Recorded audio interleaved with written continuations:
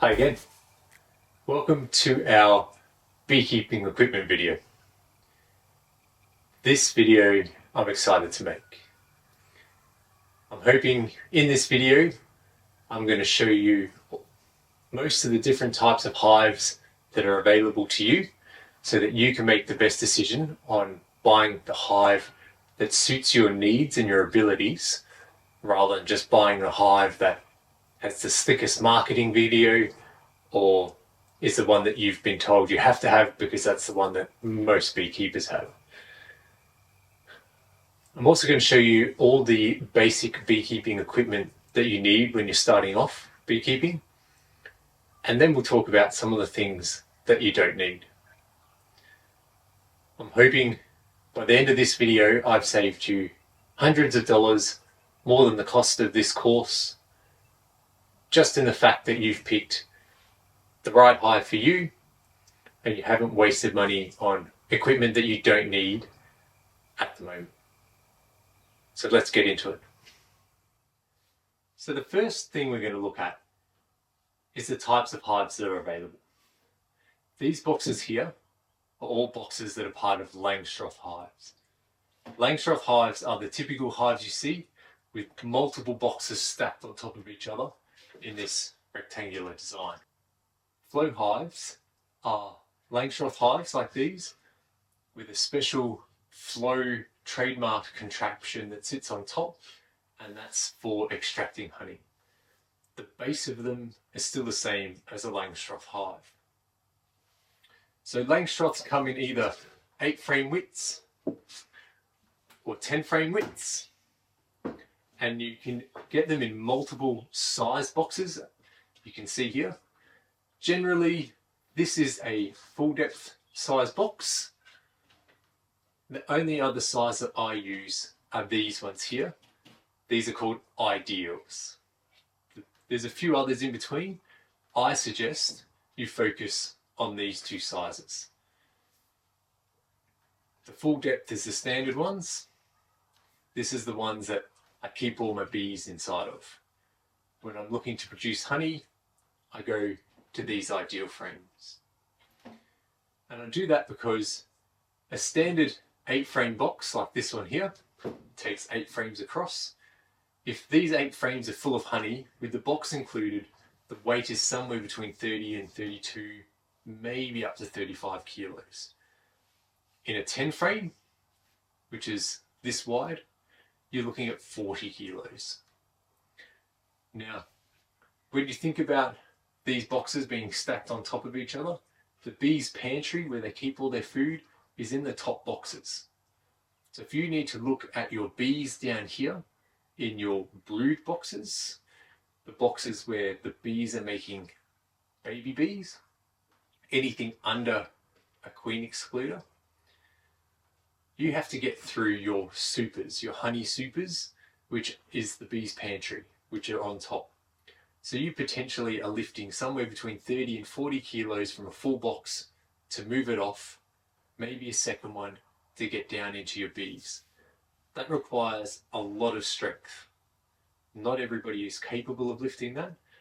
And then you have to factor in that you're lifting from height. Often these are at your head or above your head height to lift them up and bring them down. So going to 8 frames is what I recommend if you decide that the Langstroth is the way to go. Those extra few kilos do make a difference. The reason why I use the ideals for honey is because we go from 30 kilos in an 8 frame box, 35 kilos, down to about 15, because these are basically half the size. This is what an ideal frame looks like, and it slots straight in here. Now, as you can see here, I've got a plastic hive, I've got a wooden hive, and this one here, while you might not be able to pick it straight away, it's high density polystyrene or foam. Each of these has their own pros and cons. Let's start here with the plastic hive. The plastic is already UV treated. That means we don't have to paint it. It lasts quite a long time. If you get any mold inside your boxes, you can easily wipe that off with a little bit of vinegar on a cloth. These have slightly better insulative properties than the wood, but the foam has the best insulative properties. The plastic is also quite durable. If you drop these, knock them over, they hold up fairly well. I also like the locking system that these have to lock boxes on top of one another. With your wooden hives, this one here is untreated, unpainted at the moment. If you were to leave this out in the sun, this would turn brown and then grey like a fence panel in just a couple of seasons. You do need to treat the external aspects of your box. That means painting it, or if it's a feature hive, you're using it as something that you would have people come to as part of a bed and breakfast, or it's a display piece for you. You can put raw linseed oil and beeswax, mix that together in a ratio of 20 parts raw linseed oil to 1 part beeswax, and paint it on the hive. That brings out the wood grain really, really nicely, but you do need to reapply that every 6 months. If you've got the time and you're willing to put in the effort, it looks fantastic. If you're looking for a do it once and not have to worry about it again for 5-10 years plus, painting is the way to go. These are the least insulative out of the 3 types of hives that you can get. They're made from wood. If you ever have to get rid of them, you can burn them. Not great with the paint on them. It also means that these are relatively easy to find, easy to replace, but you do need to spend a little bit of time in that painting phase, something you don't need to do with the plastic. In terms of getting mold off, if there's any mold inside them, you can still wipe it off. Sometimes you'll be left with the mildewy blackness once the mold is gone, but generally these hold up fairly well. When these are dropped, most of the time they survive at the same rate as the plastic. They're fairly durable. These two weigh about the same in terms of weight when you compare a full-size box to a full-size plastic box. At the moment we're mid-season, I'm a bit low on boxes, so I've had to use the different sizes for the demonstration. The foam box over here, this is by far the lightest of the 3 materials. That makes it easier to lift when it's full of honey. It also needs to be treated externally like the wood. So generally you would paint it. The downside to this, any mold that builds up on the foam, it doesn't wipe off with a cloth quite as easily as it does on the wood, and the plastic is the easiest. These being relatively light mean that when they do drop or tip over, they damage quite easily. We also have a problem, not here but in a previous address, of cockatoos. Cockatoos used to love sitting on top of the lids of these boxes and just pecking the foam off. They thought it was fantastic. So I was constantly going out painting the boxes. In the end, I had a piece of plywood which overhung on all 4 sides that went over the lid of the box. And then the cheeky cockatoos would stand on the edge of the plywood and bend down and peck the sides of the hive. The plywood got bigger and bigger. Where we are now, we don't have the issue of cockatoos, but it is something to be mindful of. These are fairly easy to handle, nice and light, makes life quite easy. Pick what works best for you. based on the pros and cons of each one. Before we move on to looking at the different types of frames that you can put into these Langstroth hives, it's worth talking about some of the cons, some of the negative aspects of Langstroth hives. Yes, they're standard. You can buy the materials, the boxes, the frames at any beekeeping store. You can buy them online. They're relatively inexpensive because they're produced on a big commercial scale. But there are some negative aspects. If you imagine that you're in the middle of the season, you might have 1 or 2 boxes just for your bees, and then you might have another 1, 2, maybe even 3 boxes for honey production. When you come into winter, your colony shrinks. The number of bees inside your hive gets smaller, and that expands throughout the spring into the summer. As you go later through summer, as the days start getting shorter, again into autumn and winter, that colony reduces in size. So as you come into winter, if you are in an area that you overwinter bees, where they stop actively foraging, basically anywhere where the maximum temperature drops below 15 degrees Celsius, most people would condense their boxes down.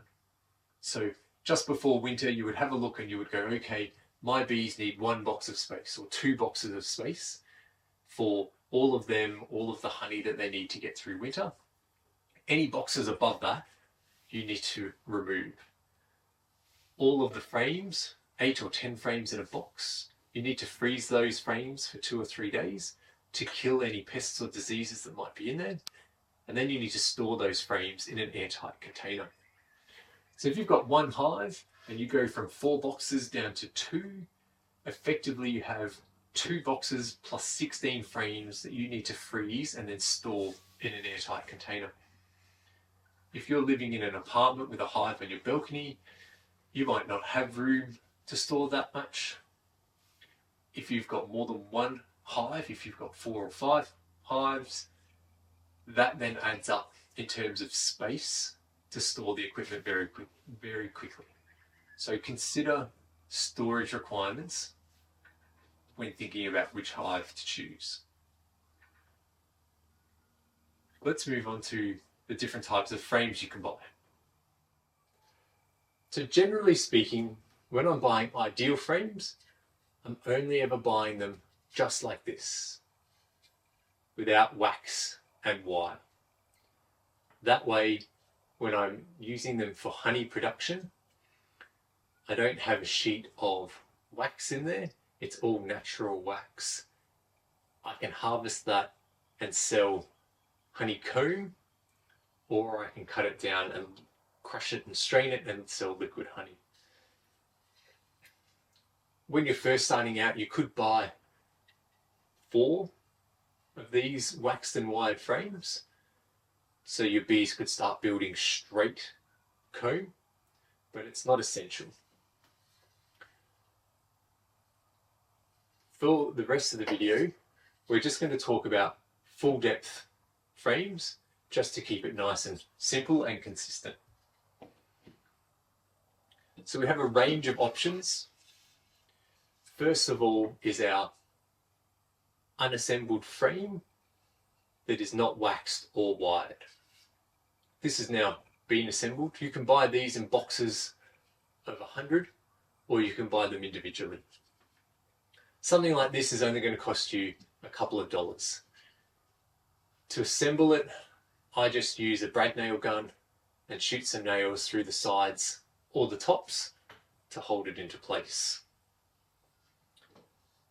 I like using these frames because the bees build the wax and they build the cells to whatever size they need. If they're going to put worker bees in those cells, they build them smaller. If they're going to put male bees, drone bees in the cells, they'll build them a bit bigger. If they're going to put honey in them, they build them a bit bigger as well. I'm happy to let the bees do the work here. The downside to that though is bees don't always build wax nice and straight.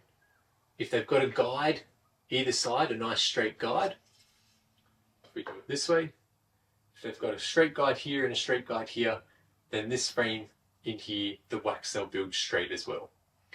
If we've got 2 or more empty frames, they might start building wonky wax, which we then have to get in and manipulate to try and get them to build straight. That's really the only downside that I find in frames like this. Some people don't like them. It's totally personal preference.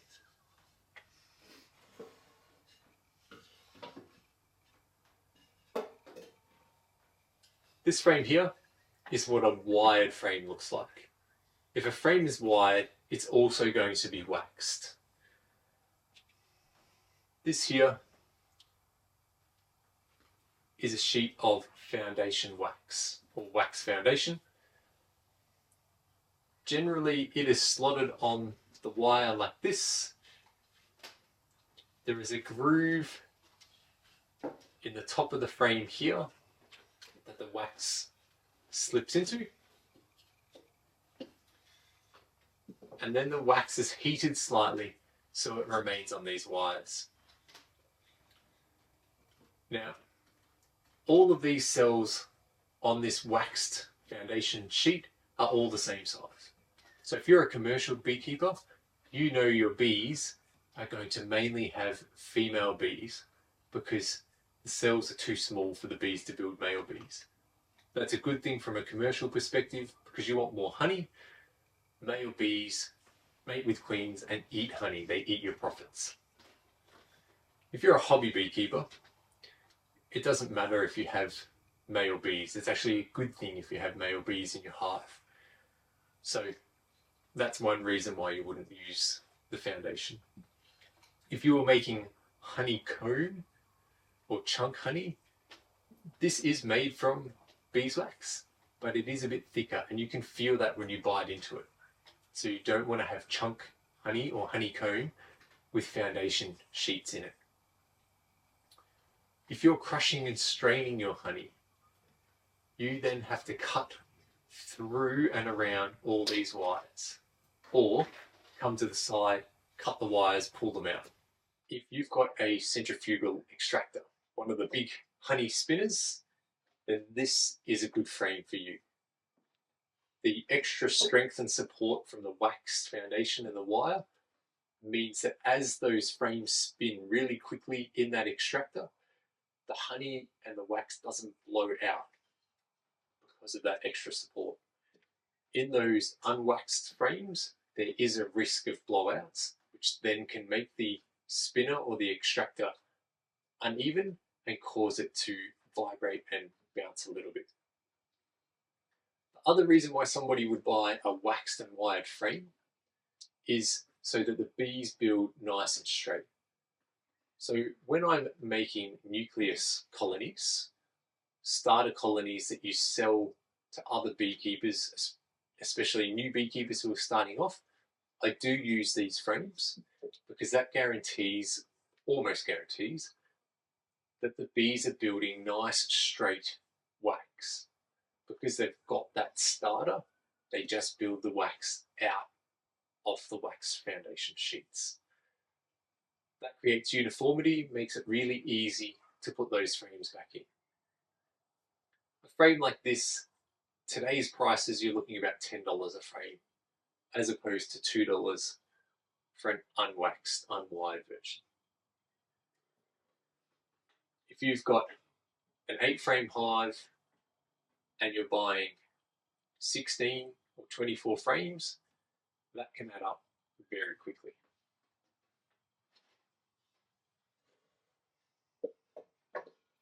Sticking with the wooden outside of the frame, you can buy a wooden frame with a plastic foundation sheet.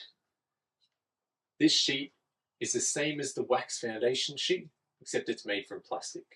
So it lasts longer. It sits in the extractor when you're extracting your honey. The other benefit of these plastic foundation sheets, the black background, if you need to see eggs inside, eggs are white, A bee egg is like a grain of sand, but I say it's 50 times smaller.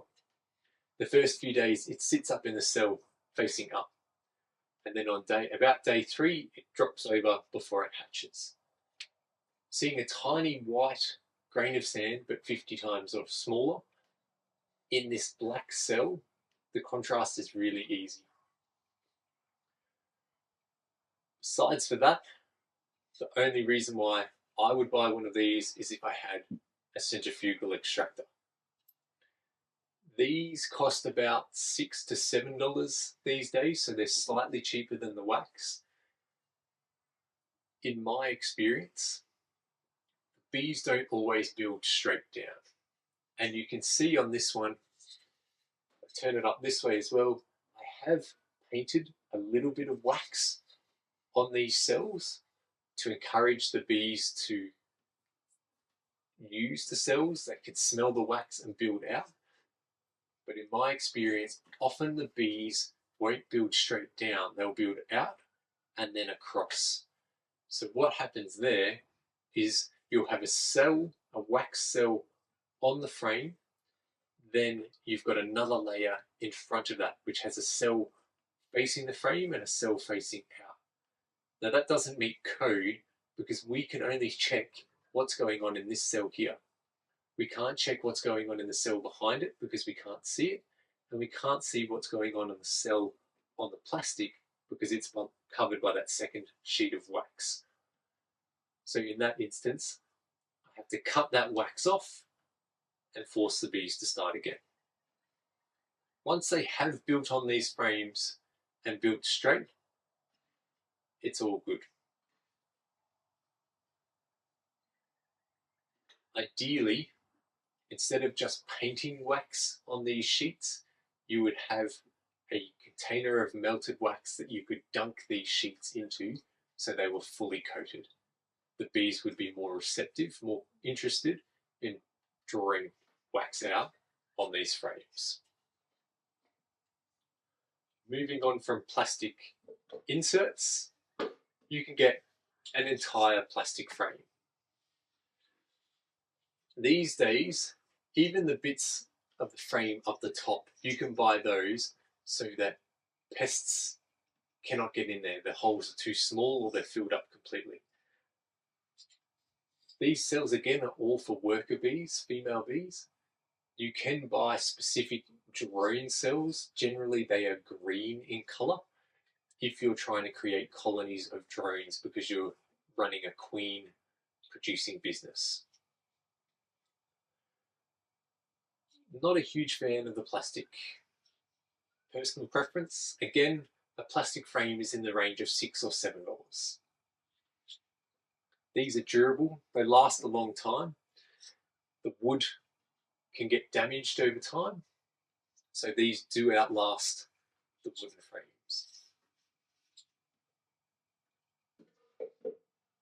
So you have a range of options for frames that suit a range of beekeeping styles, a range of beekeeping budgets. Let's move on now to top bar hives.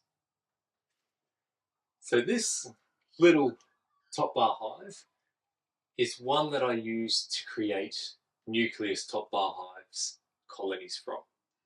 So I start them in here and then I sell those bars for people who want to put it into their top bar colony. So a top bar hive is a horizontal hive. Boxes are not stacked on top, the bars or the frames don't go up, they go across. So generally speaking, a top bar hive is about 1.2 meters long. A gabled roof rather than a flat roof is better for insulation and for heating and cooling purposes. Because I don't use this full time, I only use these ones for raising colonies, new starter colonies. I opted for the flat roof.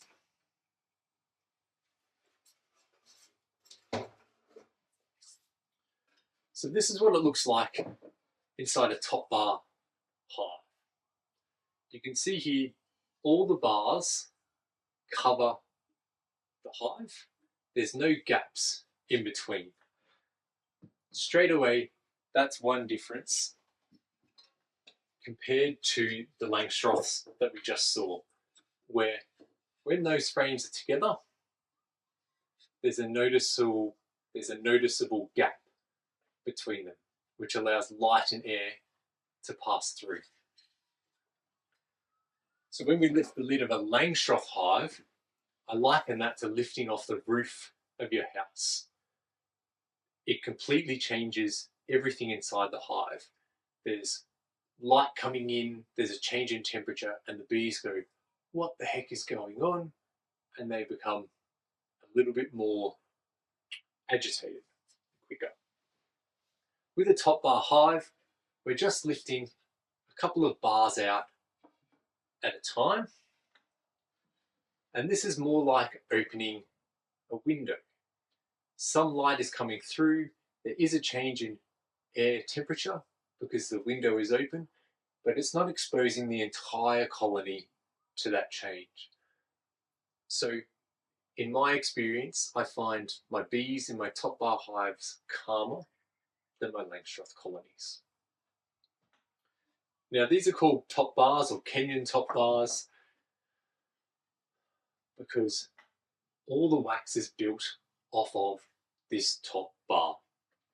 So what that looks like is the bees will start to draw wax down off the bar like this, and they'll build it in that sort of trapezoid type shape. They'll then do the same on the next bar and the next bar and the next bar. So what are the pros and cons to using a top bar hive? Well, first of all, these are normally put on legs. Whether that leg is a trestle table, whether they're actual legs that you've built onto the hive, maybe it's just resting on some pellets, although that's a little bit harder because you need a lot of pellets to get your height. The benefit about these are you build them to waist height. So you're lifting your bars with your elbows at 90 degrees without having to bend your back.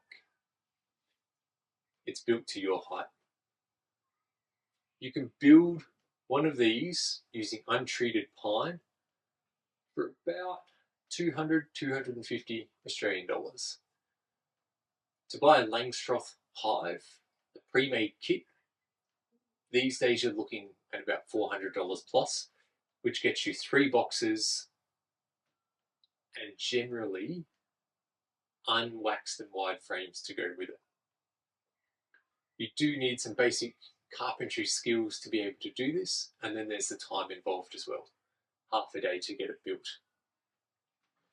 So these top bars run with a starter strip. These ones here have a little piece of quad that I've nailed on. These days I actually put a little no-through cut using a router through the middle here, and I'll attach just a small sort of 3 or so centimeter strip of that foundation wax. And I'll attach that by putting it in, melting down some beeswax when it's liquid, pouring it through the no-through cut that I've made or into the no-through cut, putting that little sheet of foundation that's only that big in, and putting it on the table and letting it cool. And as the beeswax cools, it holds that little strip into place. The bees then build straight down off that starter strip. Once I've done that for sort of 4 or 5 bars, and the bees have built straight bars, I then use those straight bars to force the bees to keep building. So in this instance, these 2 bars that are facing the correct way, if you imagine those have nice straight wax on them now, all the way down to the bottom, what I would do is I would separate those and put this bar here, which is upside down only to give you a visual understanding. I would put it in the right way normally, but it is between the 2 bars. These 2 bars that have wax on them, act as the guide, and bees use their bee space, 3/8 of an inch, 0.9 of a centimetre. I say a centimetre just to keep things easy. They'll leave that gap either side of the wax on those two frames and build this frame or bar out to that space nice and straight. Once I've now got this frame or bar built out, I would take another gap and put another empty bar in.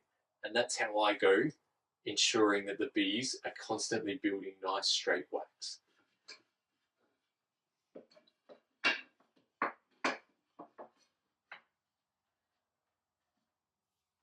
So with the Langstroth hives, we talked about lifting up to 40 kilos to lift one box off of another box. With this type of top bar hive, you're only ever having to lift one bar at a time, and one bar at most would weigh about 3 kilos if it's chock full of honey. So straight away, if you've got back problems, if you have lifting difficulties, this is a better hive for you.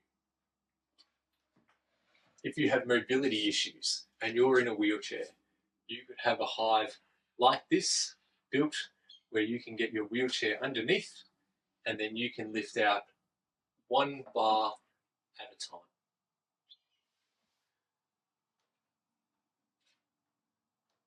One of the big benefits of these top bar hives are that when it comes to winter, all your bars, all your materials that the bees have expanded into and then contracted down remain in this top bar. You never leave a top bar like this because the bees are only in working these 4 bars. Always make sure that it's fully covered.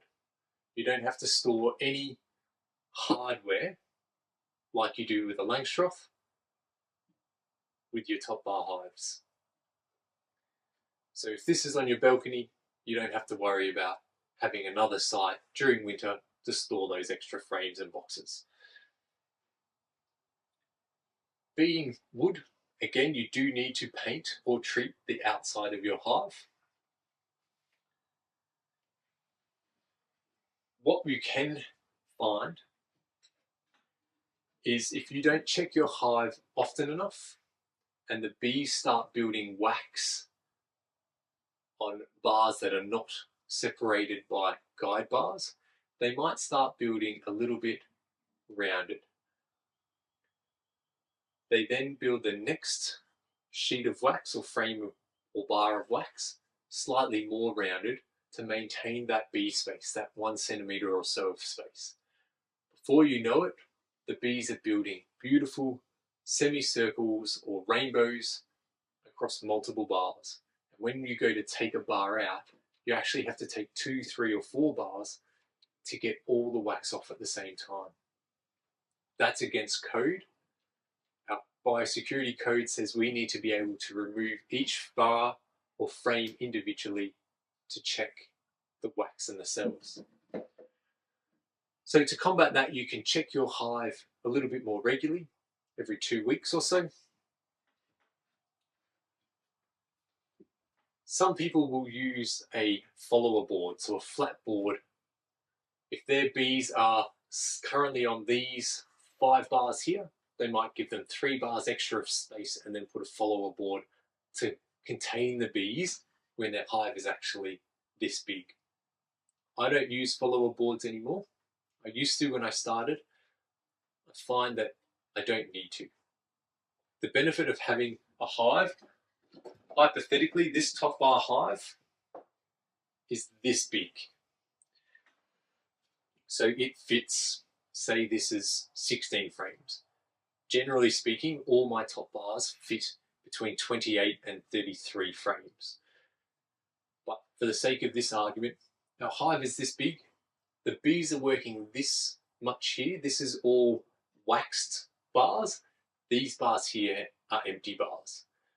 If I needed to feed the bees because we're having a poor season, lots of rain, not much food, I could take some sugar syrup and place it here inside my hive.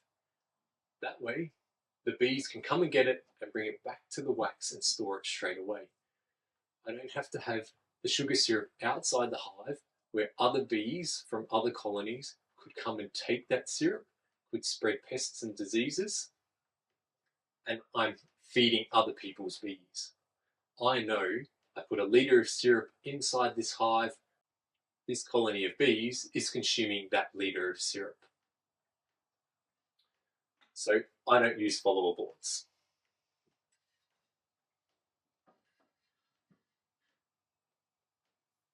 I really like top bar hives. They are one of my favourite hives.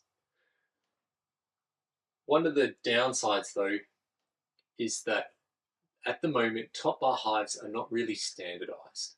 So with your Langstroth hives, a full depth hive and a full depth frame is the same within a couple of millimetres, whether it's manufactured in Australia, New Zealand, or overseas. It's all basically the same. With the top bars, it's not quite that simple. There are a few different sizes of top bar hives at the moment, and you can make your own any size you like. So that does make it a little bit trickier to, if you wanted to buy bees. There's not many people who sell top bar nucleus colonies. Might be a niche market that you could start. When you are putting your bees in here, you either have to cut the wax off of the frames and use elastic bands to tie chunks of wax onto these bars, which is possible. It's a bit confronting for a new beekeeper, but it is an exciting thing to do. Or alternatively, you put your bees inside your top bar without any wax, and they are forced to build more wax from start. In that case, you definitely want to feed your bees because they need to use a lot of energy to create that new wax. It's also worth putting your queen in a queen cage, because if you put a new colony of bees in a brand new top bar hive and there's no wax or bee smells to anchor them to this hive, they might abscond. They might all leave to go and find a new house. So the $200 you just spent on your new colony is down the toilet. Having your queen in a queen cage for a few days means that gives the bees time to build new wax. And then when the queen is ready, she can start laying eggs in that new wax and they can start bringing in some, hopefully, some nectar and pollen and putting in some of the other cells. From this, you can build a long lang or a horizontal Langstroth hive. Basically, it's the same concept as a top bar hive, that it's a horizontal hive, not vertical, but it fits Langstroth frames. And the Langstroth frames just sit in next to each other. Again, when I build those long langs, I generally build them to a size of about 28 to 33 frames long. I find that's big enough for the bees. When we're talking about queen excluders, you can adapt a queen excluder. A queen excluder is either metal or plastic, and the idea is that the queen can't get through these little gaps.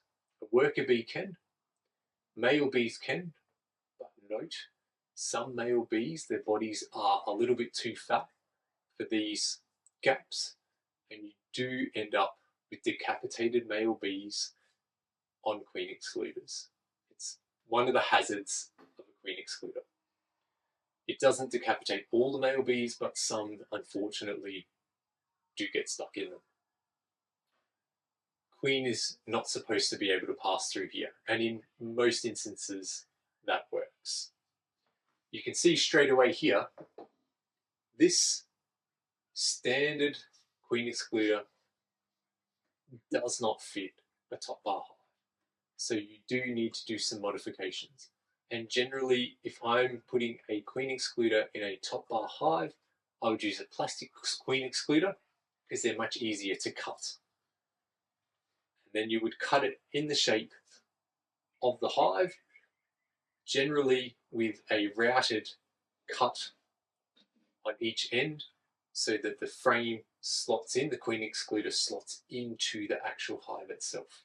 It's not essential, and for pretty much all of my horizontal hives, I don't have queen excluders. But if my aim was to be producing lots of honey from my horizontal hives, I would use a queen excluder. It means that the queen doesn't lay eggs in the wax that you're extracting your honey from, which keeps the wax that nice white color and doesn't start it turning brown. So if you've got the capability to build a horizontal top bar hive or a horizontal Langstroth hive, one thing to factor in is my preference. If we're building a hive this way, and again, just for argument's sake, that's the length of our hive, I would be putting the entrance either over here on one side or on this side. It doesn't matter which side, but I don't put my entrances in the middle. The reason for that is if I put my entrance on this side here, the bees will come through and they will build and expand through the colony. When it gets to winter, generally what I find during the season is the bees will use the first 10 to 12 bars to lay eggs. From about bar 10 or 12 onwards, they're just filling those bars with honey. So then you get to winter and all of your honey is down here and your colony is over here. As the colony comes through winter, they will move through the frames, consuming the honey as they go. You get to spring, the colony is down here. I then take these few frames or bars, put them over here and move all the other bars with wax in them down. They're pretty much empty now. The bees can fill them with baby bees or honey again for this season, and the cycle starts. If you have your entrance here in the middle, during the season, the bees come into the hive and they go both ways at the same time. What can then happen is you might end up with 2 or 3 bars of honey on this side and say 6 bars of honey on this side of the hive. You get to winter and for whatever reason the colony is here. These middle bars, they've got wax in them and a little bit of pollen, but for the most part they're empty. And that's because they were using them for baby bees. We come to winter, the queen generally stops laying eggs because it's too cold to raise the bees. The colony knows that the honey's here and they make a choice that they move this way and they consume all of the honey here. You've still got all of these empty waxed bars until you get here with all the honey over here. But the bees won't cross this void to get to the honey here. They will starve here before they necessarily come out here because it's too cold to break cluster. Basically, they're huddling together in the shape of a basketball if you've got a big colony, or maybe a softball, eventually a baseball if the colony is really small. So they won't break that cluster to come all this way over here. They'll starve. So before winter comes in, you have to rearrange all of your honey so it's at one side and it's right next to the colony so they can move across it. Save yourself some trouble, put your entrance at one side, and you'll have far less work to do. Same goes for the horizontal Langstroth hives.